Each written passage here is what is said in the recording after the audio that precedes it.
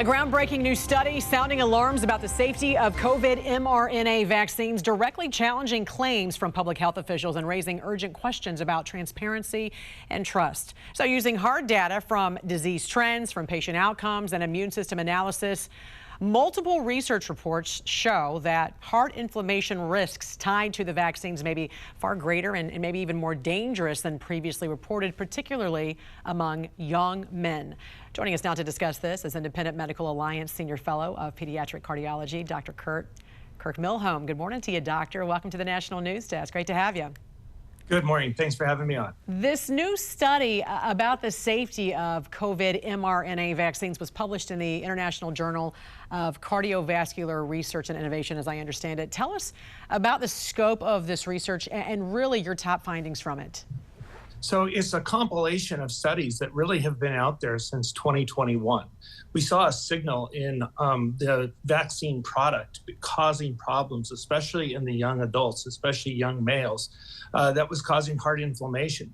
And so what we have done is compiled all those different peer-reviewed journals, articles, and data, and put them in one place, easily accessible, with 42 pages and 341 references of our concerns that this is a real issue and these vaccines do little good for healthy children and young adults. Right. Were you able to distinguish the cause of myocarditis, the differential between a COVID infection versus it being just an adverse reaction to the COVID vaccine?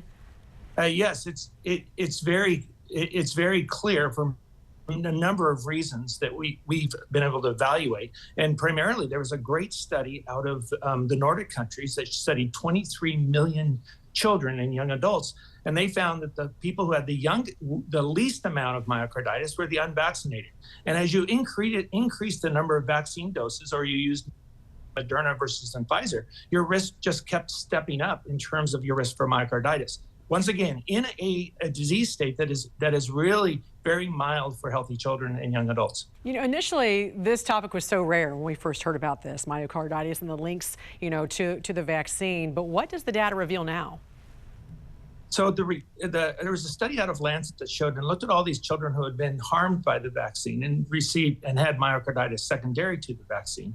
And they looked at them 90 days out. And a lot of things remained normal, except their cardiac MRI, which showed and continued inflammation and possible scarring of the heart itself 90 days out.